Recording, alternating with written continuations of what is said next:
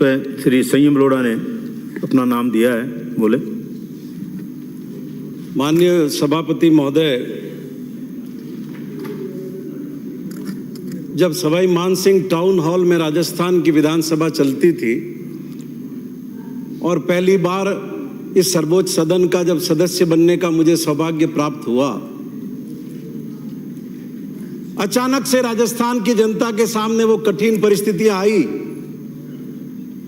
कि दुर्भिक्ष आ गया, अकाल का सामना करना पड़ा।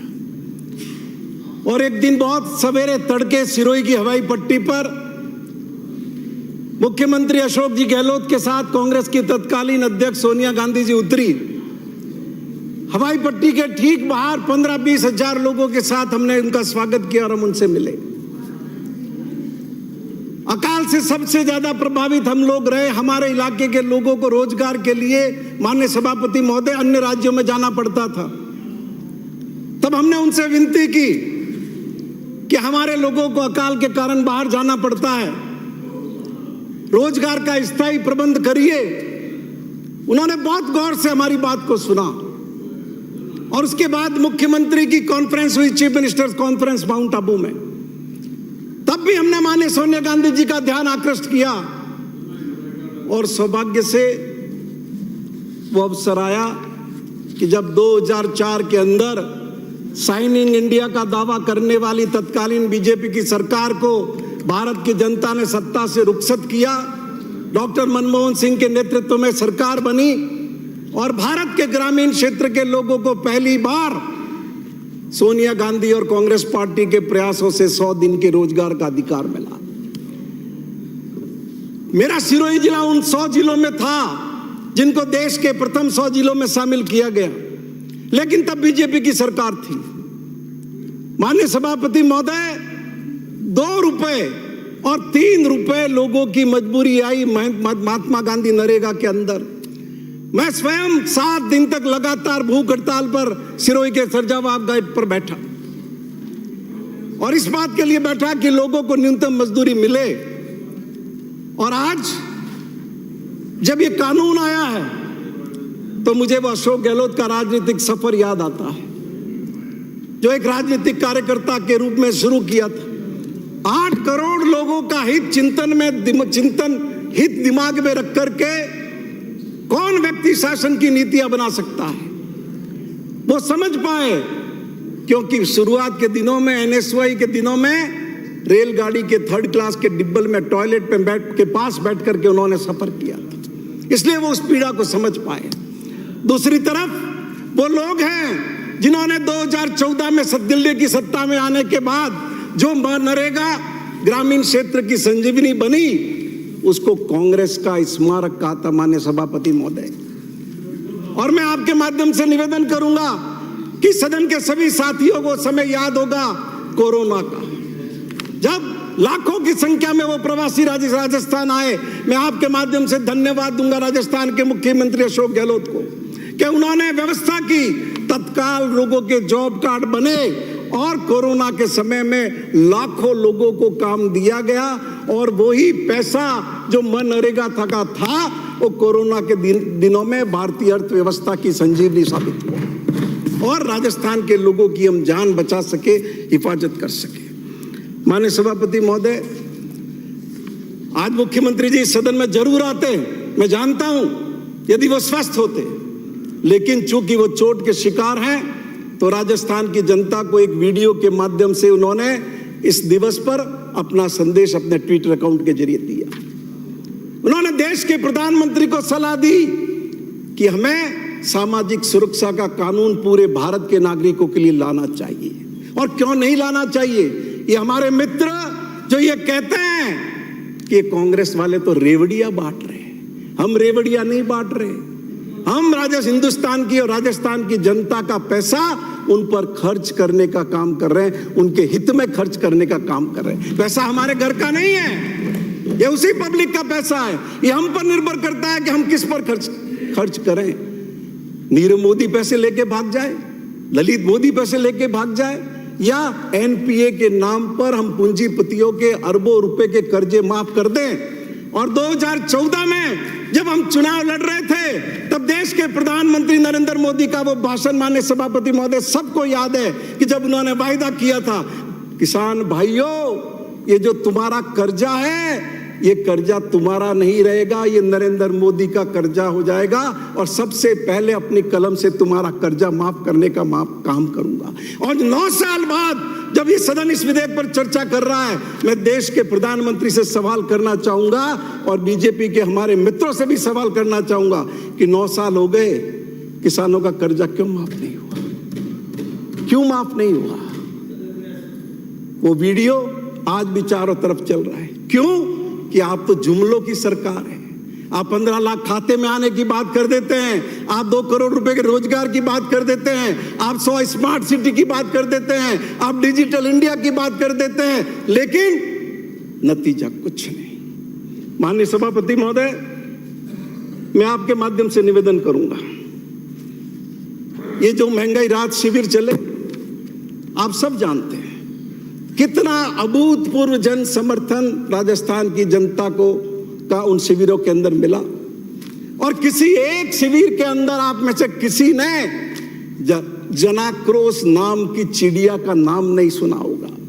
एक शिविर में कई लोगों के आकर ये कहा हो कि हमारी समस्या का निवारण नहीं हो रहा, ये काम नहीं हो रहा है। मैं स्वयं 2.5 महीने क्षेत्र में रहकर सभी 56 शिविर जो मेरी ग्राम पंचायतों के लगे एक शिविर में मौजूद रहा, लेकिन भारतीय जनता पार्टी ने उसका बहिष्कार किया। क्यों? चूल्हे हिल रही है, लोगों का अनुराग सरकार से बढ़ रहा है, लोगों का जुड़ाव बढ़ रहा है। जो 6 महीने पहले परिस्थितियां थी, आज की परिस्थितियां बिल्कुल भिन्न हो चुकी है। आज राजस्थान में आप कहीं जाकर के सवाल करिए कि 2023 में किसकी सरकार आएगी, तो चारों तरफ से एक ही जवाब होगा, अशोक गहलोत की सरकार वापस आएगी, अशोक गहलोत की सरकार। और आपने राजस्थान की जनसभाओं में भी देखा होगा, हजारों की संख्या में लोग नारे लगाते हुए मिलेंगे, अब की बार गहलोत सरकार, चौथी बार गहलोत सरकार। तो ये सारा जो विरोध करने का कारण है वो ये है। और माननीय सभापति महोदय, इस सदन के अंदर जो गलत आंकड़े और झूठे आंकड़े प्रस्तुत किए वो भी मैं आपके सामने खुलासा करूंगा। माननीय सभापति महोदय, 2022-23 में 8,42,393 परिवारों ने 100 दिन पूरे किए थे। 2023-24 में 3,07,728 लोगों ने ये दिन पूरे किए। और जिस बिजली की राहत की आप बात कर रहे थे, ये तो आंकड़े गवाह है इसके कि पिछले साल जो 50 यूनिट की सब्सिडी, 50 यूनिट निःशुल्क राजस्थान की सरकार ने किए थे, 1,24 लाख घरेलू उपभोक्ताओं में से 36 लाख परिवारों के बिल शून्य आए। 36 लाख परिवारों के शून्य। जो मुख्यमंत्री कृषि मित्र योजना में 1,000 रुपए का वार्षिक अनुदान किसान को दिया था, 15 लाख कृषि कनेक्शनों में से 9 लाख किसानों का बिल शून्य आया है। मेरे अपने सिरोही जिले में 26,000 किसानों का बिल माननीय सभापति महोदय शून्य आया है। और मैं निवेदन करूंगा, मनरेगा कितने जॉब कार्ड जारी हैं? 1,12,79,922, इसमें से 88 लाख एक्टिव है। वेरीफाइड 1,01,00,000 है। एक्टिव वेरीफाइड में 79 लाख है। और वेरीफाइड जॉब कार्ड के विपरीत जो एक्टिव है वो 89.8% जॉब कार्ड एक्टिव है। और माननीय सभापति महोदय,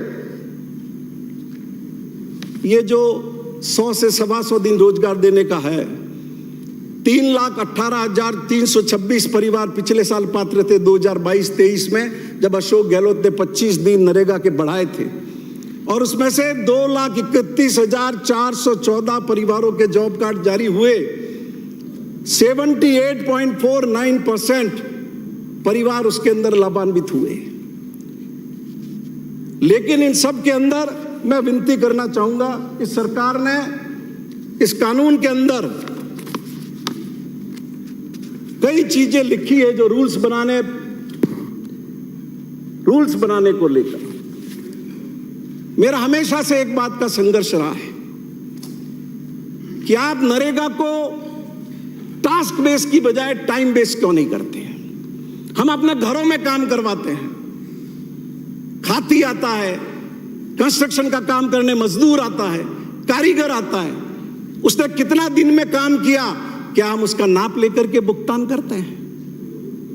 वो उसका टाइम है 9 बजे से 6 बजे तक, वो 9 घंटे रहा है, जितने पैसे में आप लेकर के आए हैं, 400 रुपए में लेकर के आए, 350 रुपए में लेकर के आए, उसके आधार पर आप उसका भुगतान करते हैं। और नरेगा श्रमिक के साथ हम क्या करते हैं, हम ये 255 रुपए आज न्यूनतम मजदूरी है, पिछले साल 231 रुपए थी।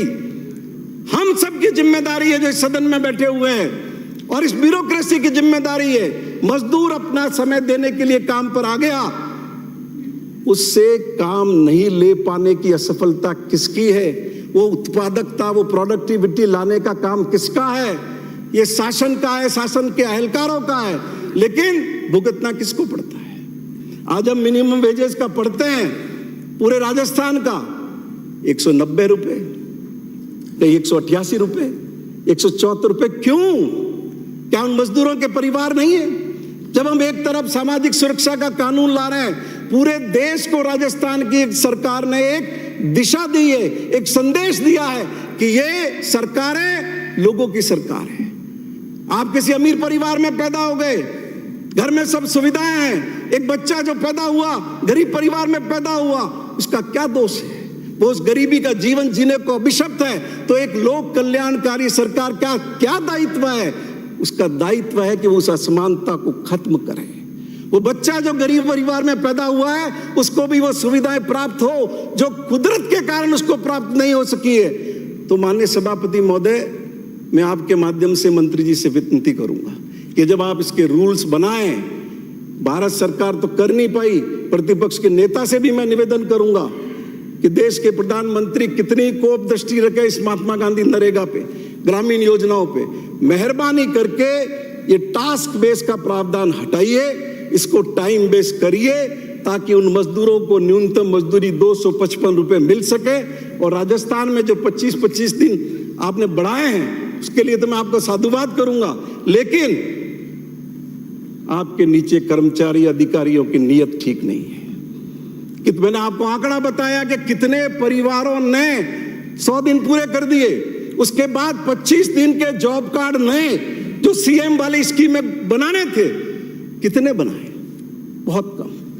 इसलिए इस प्रशासन का एक कमिटमेंट आप पैदा करिए, जिससे हम लोग जो मकसद है हमारा, उस मकसद को हम प्राप्त कर सके। माननीय सभापति महोदय, मैं आपके माध्यम से यही विनती करूंगा, ये जो बिल है, ये बिल एक क्रांतिकारी बिल है। अशोक गहलोत सामाजिक न्याय के मसीहा हैं, पर जब तक इच्छा शक्ति नीचे स्तर तक हमारे प्रशासन में पैदा नहीं होगी कि हमें हर साधारण आदमी को सुविधा देनी है, उसके बच्चे ढंग से पढ़ सकें, ढंग से जी सकें, ढंग से रह सकें, अच्छे वातावरण में पल सकें, तो उसके लिए इससे भी आगे एक इच्छा शक्ति के साथ लोगों के बीच में हमें काम करना पड़ेगा। आपने मुझे बोलने का मौका दिया, बहुत बहुत धन्यवाद।